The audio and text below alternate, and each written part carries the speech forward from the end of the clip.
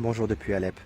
Je voulais juste vous partager une courte vidéo et un message sans aucune prétention de détenir une vérité unique, sans aucune prétention de prêcher une quelconque expertise.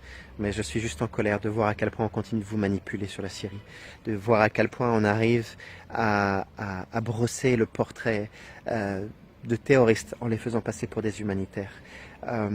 Voilà, je suis ici à Alep. J'ai vendu ce que je possédais pour aider les gens, pour essayer de faire une différence modestement, sans aucune prétention encore une fois. Le travail que je fais au quotidien, je le fais à l'ouest comme à l'est.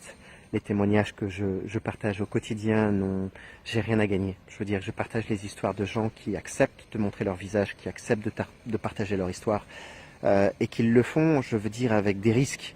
Quand je vais à l'est d'Alep et que je demande aux gens de raconter leur histoire, par exemple sur les casques blancs ou des choses comme ça, et que les gens acceptent de partager cette histoire, ce qu'ils ont vécu, de raconter qu'ils ont été blessés, qu'on leur a tiré dessus, je veux dire que des terroristes ou des casques blancs, on veut dire, la réalité, je veux dire, sur le terrain, ils prennent des risques, parce qu'il y a beaucoup d'agents dormants ici en Syrie.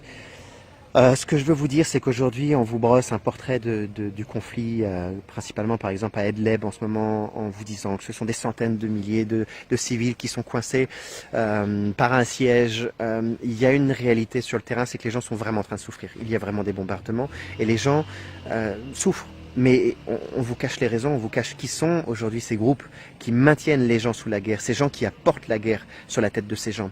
Par exemple, pour ne parler que des casques blancs, si aujourd'hui vous allez à Idlib, Idlib est le Disneyland du terrorisme. Tous les groupes armés terroristes dans toute la Syrie ont été ramenés vers Idlib. À l'époque, par exemple, à Alep, pendant l'amnistie, où avant la libération, les terroristes pouvaient partir d'Alep avec leurs armes légères, avec leurs kalachnikovs ou avec leurs grenades, emprunter les bus verts avec leurs familles et partir vers Idlib.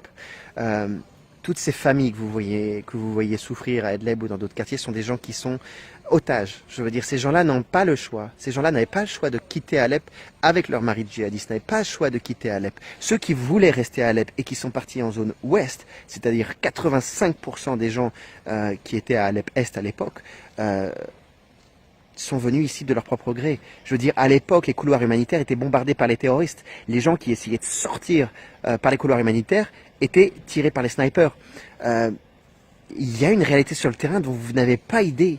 On vous montre des images d'enfants qui pleurent, on vous montre des images de gens blessés, et on vous cache les 80% de tout ce qui l'entoure, et qui sont la raison de ce qui arrive.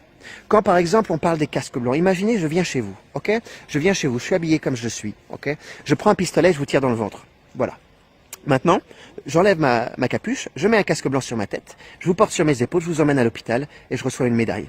Puis je deviens le symbole de la paix en Syrie.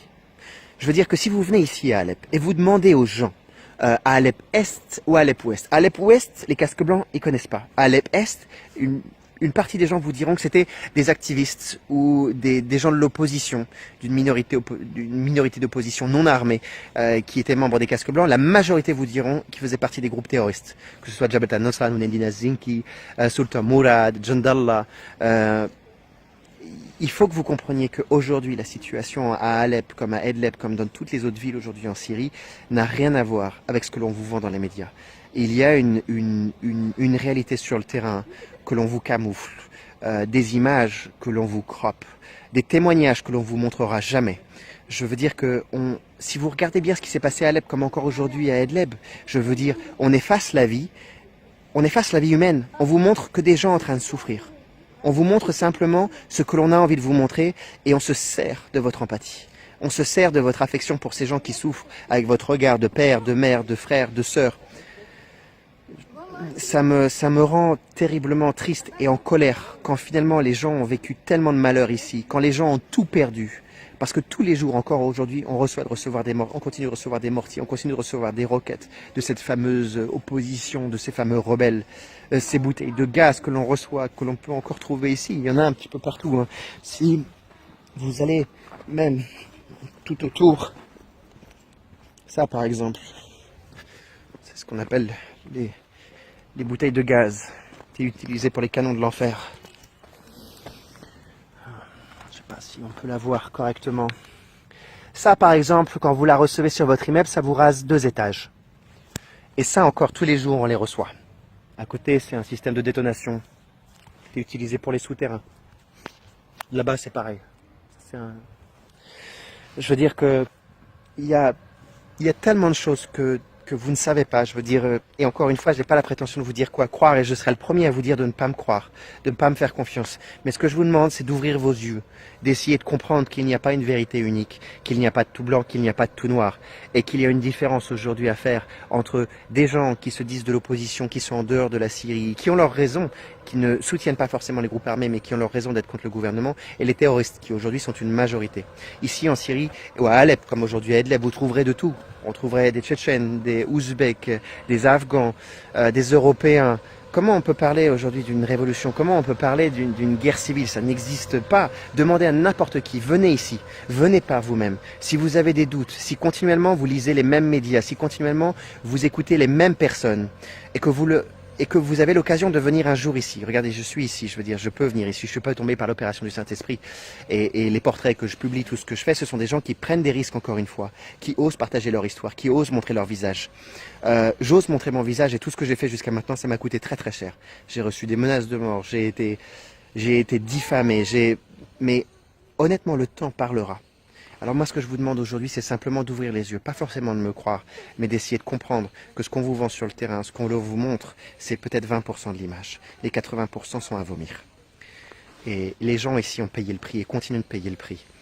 J'espère simplement que vous ouvrirez les yeux et que vous essayerez simplement d'ouvrir votre esprit. D'ouvrir votre esprit. Les gens continuent de mourir, les gens continuent de souffrir, c'est une réalité, mais posez-vous la question, pourquoi? Et quand on cessera de soutenir le terrorisme, quand on cessera de brosser leur image, quand on cessera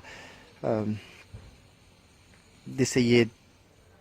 Oh, j'ai plus les mots, je suis fatigué. Voilà, écoutez, je vous partageais juste ces quelques mots depuis la vieille ville, enfin ce qu'il en reste.